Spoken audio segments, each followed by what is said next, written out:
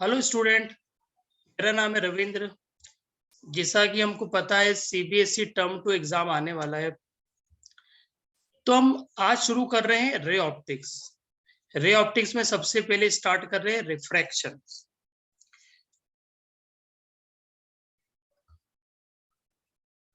Refraction. Now what is refraction? Suppose this is boundary separate two media. Suppose this is air, this is glass, this is normal.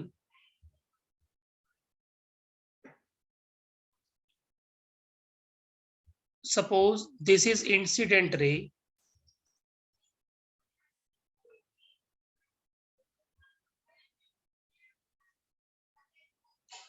Incident ray normal के साथ angle जो बनाता है, this call angle of incidence. And when रे goes from air to glass, means rare to denser medium, then bend towards normal. This is R. Now what is I? I is angle of incidence.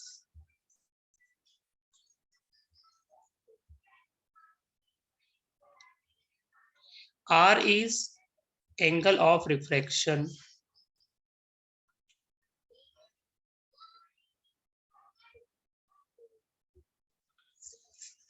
तो this is a refraction ray, refracted ray.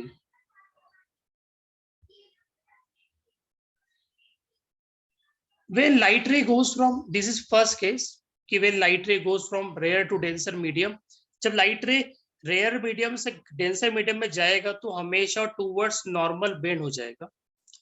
Just reverse case means suppose light ray glass to air जा रहा है, means suppose this is angle of incidence I.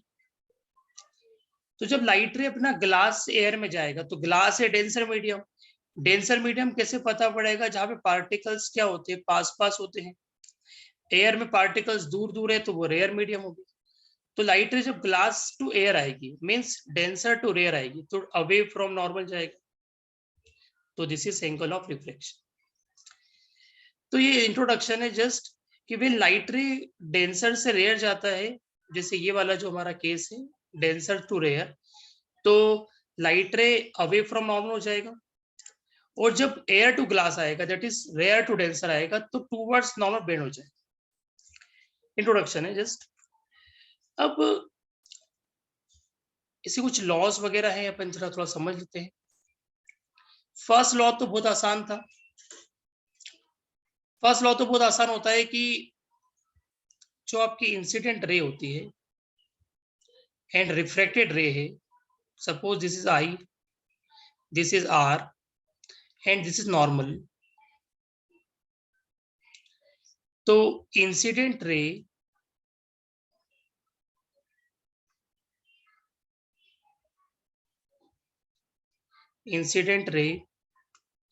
Refracted रे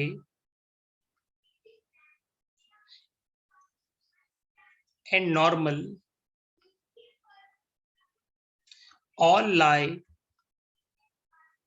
in the same plane.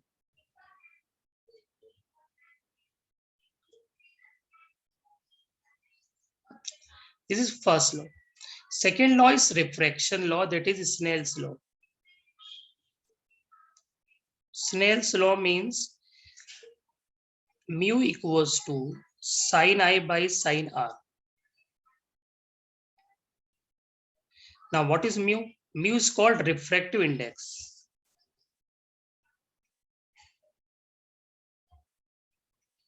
Refractive index means, refractive index का simply meaning होता है how dense medium, मतलब particles कितने पास पास है। मीन सपोज किसी का रिफ्रैक्टिव इंडेक्स 1.5 है और किसी का रिफ्रैक्टिव इंडेक्स 2 है। इससे क्लियरली पता पड़ रहा है कि जिसका रिफ्रैक्टिव इंडेक्स 2 है उसमें पार्टिकल्स काफी डेंस है, पास पास है। और जिसका रिफ्रैक्टिव इंडेक्स 1.5 है, इसका मतलब हुआ कि पार्टिकल थोड़ा दूर है 2 वाले के रेस्पेक्ट में। This how refractive index means. Suppose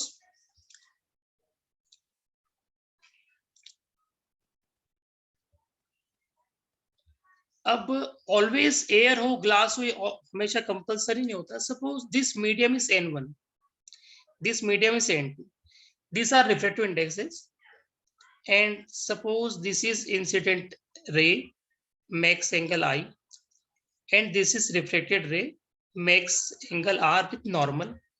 Suppose incident ray जो है हमारा, इसका जो एयर में फ्रीक्वेंसी वो एफ एयर है, फ्रीक्वेंसी वेवलेंथ है लेमडा इन एयर, और सपोज इसको एयर के बजाय अपन ले लेते हैं, सपोज हमने N1 ले रखा है इसको, तो F1 lambda 1, and suppose here is F2 lambda 2. तो स्नेल्स लॉ एक और तरह से डिफाइंड होता है, जब हमारे मीडियम अलग अलग हो तो हर जगह अप्लाई कर सकते हैं. Suppose N1 sin I, this should be equals to N2 sin R. This is another formula. इसको अपन और रीराइट कर सकते हैं. Suppose N1 by N2 is equals to sin R by sin I.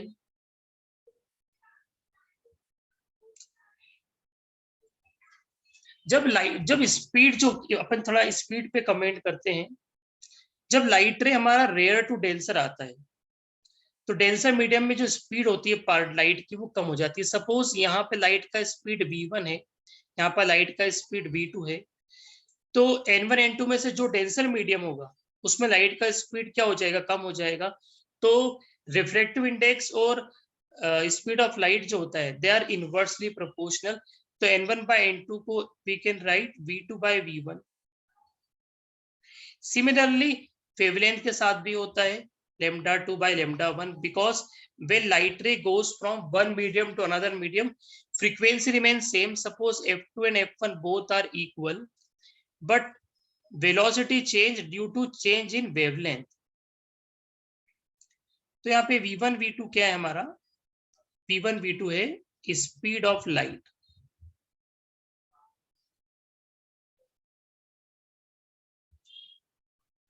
Speed of light हो गया. ये अपना introduction था, जस्ट थोड़ा सा अपन ने वेलोसिटी और लेमडा के ऊपर भी कमेंट कर दिया. आपको इतना याद रखना है, when light ray denser medium में जाता है तो इंसिडेंट रे जो है, जो रिफ्लेक्ट होके आएगी सेकंड मीडियम में, वो थोड़ी नॉर्मल की तरफ बेंड हो जाती है. सपोज एग्जांपल्स करते हैं थोड़ा अपन. जैसे मान लो हमारे पास एक मीडियम है, ऊपर हम एयर ले लेते हैं, नीचे हम सपोज कोई भी मीडियम हमारा ग्लास है मान लो. This is incident ray makes angle 60 degree with normal and refractive index of this glass is √3. हमको बोला है find refraction angle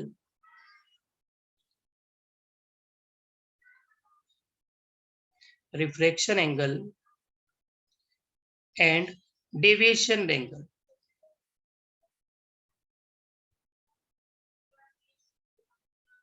ये हमारा question. Suppose now first of all apply Snell's law. N1 sin I, this should be equals to N2 sin R. Now what is N1? N1 is air. Air का reflective index always 1 होता है, याद रखना. N1 मतलब air में reflective index हमेशा 1 होगा, तो this is 1. Angle of incidence is 60 degree.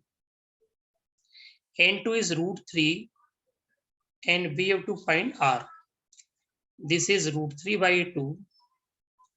This is √3 sin R. √3 get cancel out. 1 by 2 R. And we know that sine में 1 by 2 कब आता है, जब एंगल कितना होता है 30 डिग्री. सो R is 30 डिग्री. ये R आ गया हमारा. मीन्स when लाइट रे एयर से ग्लास में आ रहा है तो टूवर्ड्स नॉर्मल बेंड हो जाएगा थोड़ा हमारा, और यदि मीडियम नहीं होता तो लाइट रे तो स्ट्रेट निकल जाता. तो this angle is 30 degree. So this also 30 degree. This is R. and this is deviation angle. One more example करते similar way में. Suppose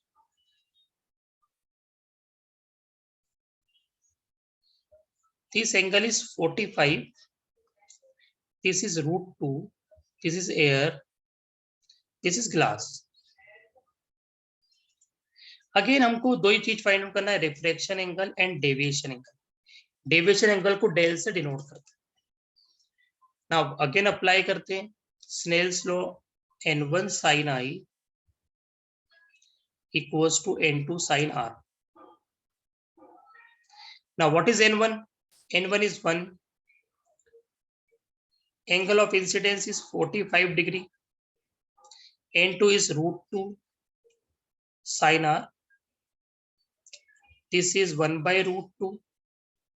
This is √2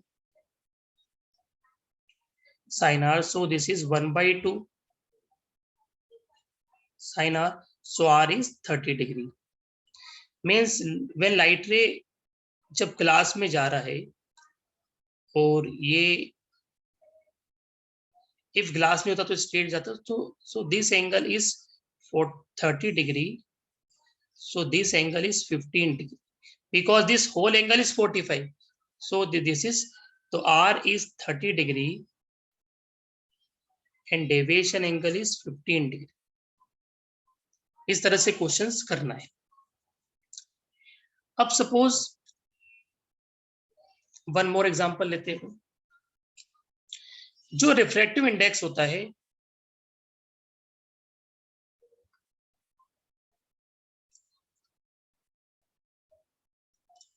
म्यू जो होता है, this also be right is speed of light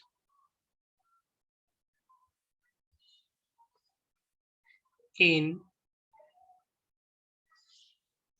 vacuum to speed of light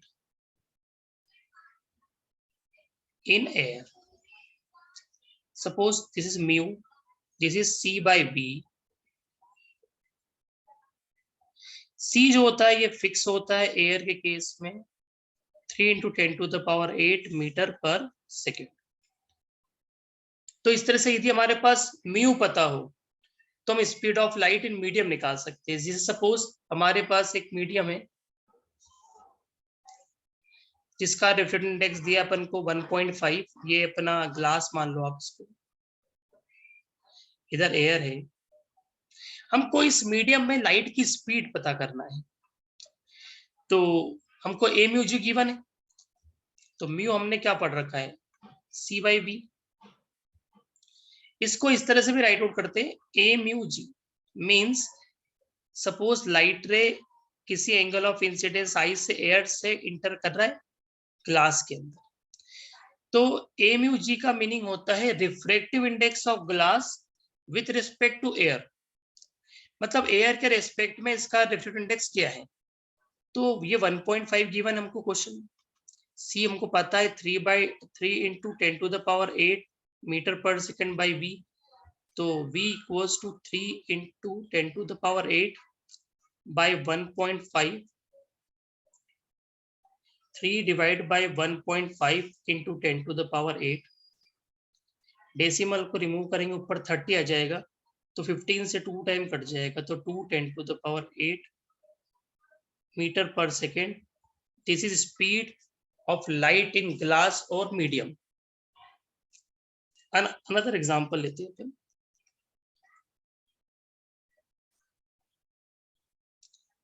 suppose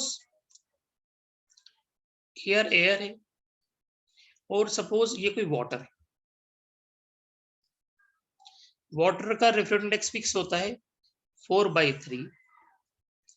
हमको बोला है speed of light in water. Question again same formula, mu equals to c by v. Now what is mu? 4/3. This is 3 × 10⁸. This is v. So v equals become 9/4 10 to the power 8. Now 9 by 4 is 2.25 into 10 to the power 8 meter per second. This is speed of light in water. Suppose अब एक question करते हैं जिसमें अपन wavelength, air, refractive index वगैरह सबकी बातें कर लेते हैं। एक अच्छा क्वेश्चन बना देता हूँ मैं।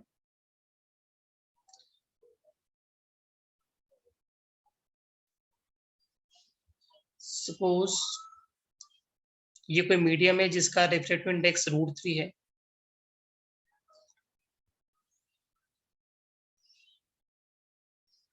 ये कोई लाइट है जिसका एंगल 60 डिग्री है नॉर्मल के साथ। सपोज इस लाइट का जो वेवलेंथ है 4000 एंगस्ट्रॉम है एयर में। See this medium is air and we have to find, suppose हमसे बोला है फाइंड आउट करो रिफ्रैक्शन एंगल, हमसे बोला है फ्रीक्वेंसी निकालो एयर में, हमसे बोला है फ्रीक्वेंसी निकालो मीडियम में, वेलोसिटी निकालो मीडियम एंड वेवलेंथ मीडियम। हमको इतनी सारी चीजें निकालने के लिए बोला है किसी क्वेश्चन। तो कैसे करें इसको? फर्स्ट ऑफ ऑल आर निकालना है तो Snell's law, n1 sin I equals to n2 sin R. n1 is 1, angle of incidence 60 degree, n2 is √3 sin R. So this is √3 by 2 √3 sin R. So this is 1 by 2 sin R. So R equals to 30 डिग्री। ये हमारा first part हो गया। Now second part. Second part क्या है हमारा? हमको find out करना है frequency in air. Frequency in air कैसे निकालना है? C equals to F lambda एक फार्मूला होता है। Speed of light in air कितना होता है हमको पता है, 3 10 to the power 8। फ्रीक्वेंसी निकालना है, what is lambda? 4000 angstrom. So 3 10 to the power 8 F 4 into 10 to the power -7. So 3 by 4 10 to the power 8 by 10 to the power -7. This is AF air. So 3 by 4 into 10 to the power 15. Or also we can write 30 by 4 10 to the power 14. 30 by 4 means 7.5 into 10 to the power 14 hertz.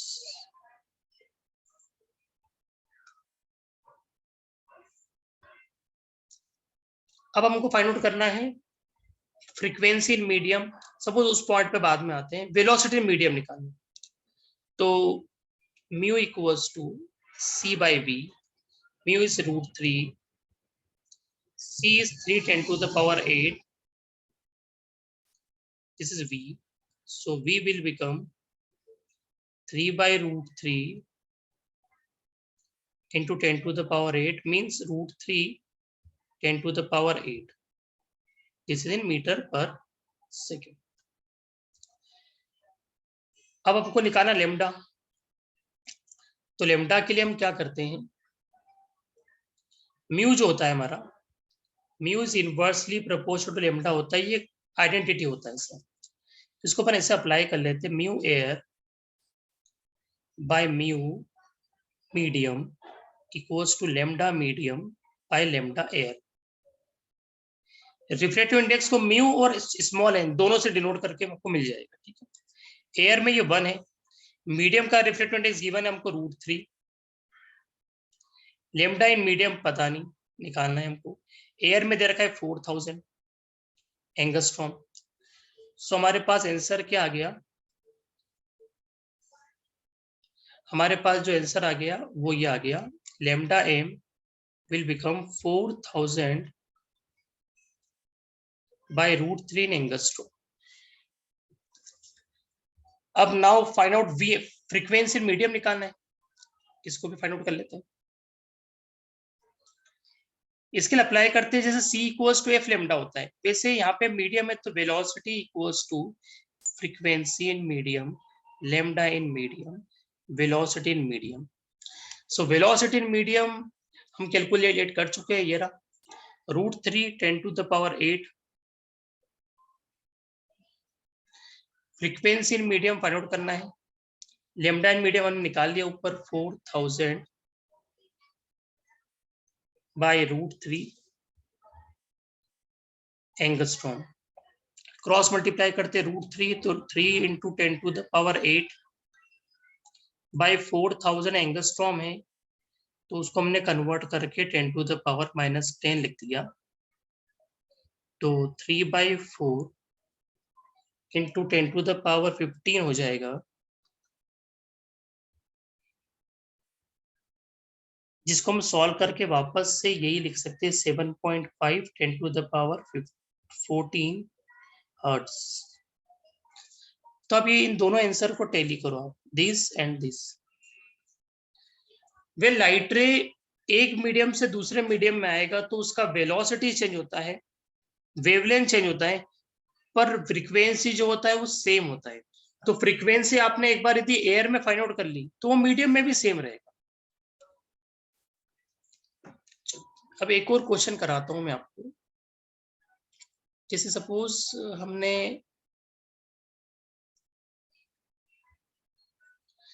दो media लिए, suppose ऊपर वाला मेरा water है, नीचे वाला मेरा medium glass है। वाटर का रिफ्रैक्टिव इंडेक्स होता है 4/3, suppose this is N1, and इसका होता है 3/2, suppose this is N2। Suppose light रे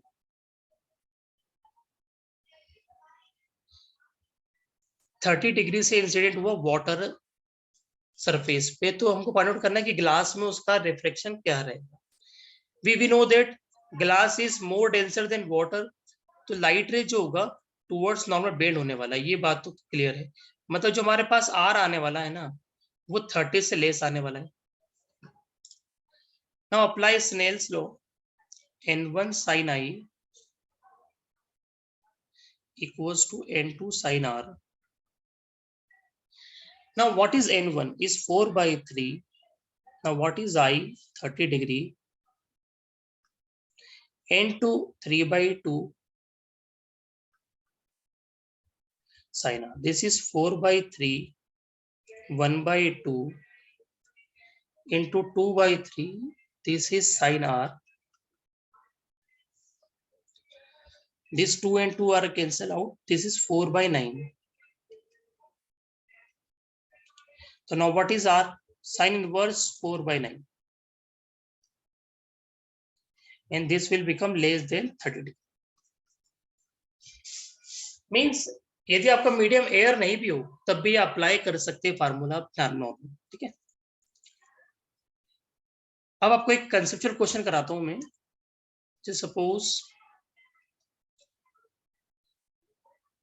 सपोज we have 3 media.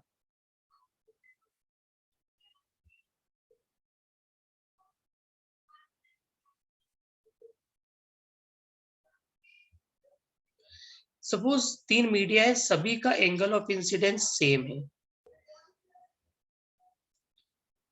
सभी का एंगल ऑफ इंसिडेंस आई है।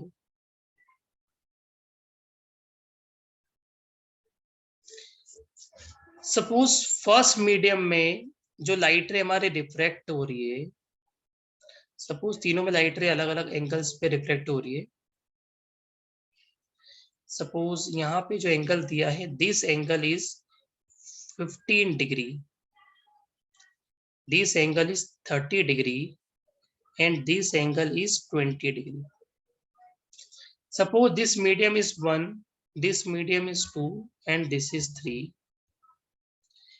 Comment on refractive index.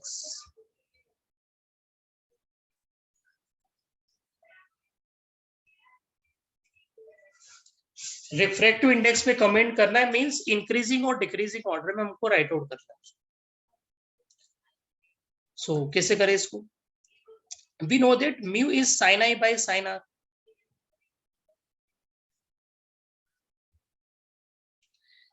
सारे तीनों के तीनों मीडियम में आपका angle of incidence is same, so this is constant. This imply mu is inversely proportional to sin r. Means first of all देखते हैं R सबसे बड़ा वैल्यू किसका है हमारे पास, R2 का। R2 हमारा 30 है, उससे छोटा हमारे पास वैल्यू है 20, दैट इज 3, एंड सबसे छोटा है हमारे पास 1। मींस रिफ्रैक्टिव इंडेक्स ऑफ 2 सबसे छोटा होगा, 3 का थोड़ा बड़ा होगा और सबसे बड़ा होगा 1। इस तरह से कमेंट करना है। मान लो इसी क्वेश्चन में हमसे पूछ ले comment on speed of light, तो जो मी होता है this also be right is c by v, तो mu is inversely proportional to v, we know that. तो जो आपका आंसर रिफ्रैक्टिव इंडेक्स का है जस्ट रेसिप्रोकल आंसर होगा स्पीड ऑफ लाइट का, means v2 greater than v3 greater than v1। एक normal सा कंसेप्ट ये भी है कि जब लाइट रे रेयर टू डेंसर मीडियम जाता है तो जो उसका एंगल होता है डेंसर मीडियम में जितना एंगल ज्यादा होगा इसका मतलब उसका रेयरिटी उतना ज्यादा है, मींस उसमें स्पीड ऑफ लाइट ज्यादा होगा। जैसे यहाँ पे देखो सबसे ज्यादा एंगल किसमें दिख रहा है हमको, 30 वाले में, मतलब 2 में हमारा जो आर है ज्यादा है, इसका मतलब ये हो गया कि ये मीडियम रेयर हो गया, इसीलिए इसमें स्पीड ऑफ लाइट सबसे ज्यादा। इस तरह से कमेंट भी कर सकते हैं, इससे आपको क्वेश्चन बन सकता है, ठीक है। सो अब नेक्स्ट टाइम आपको बताऊंगा मैं नए वीडियोस में। Okay, good bye.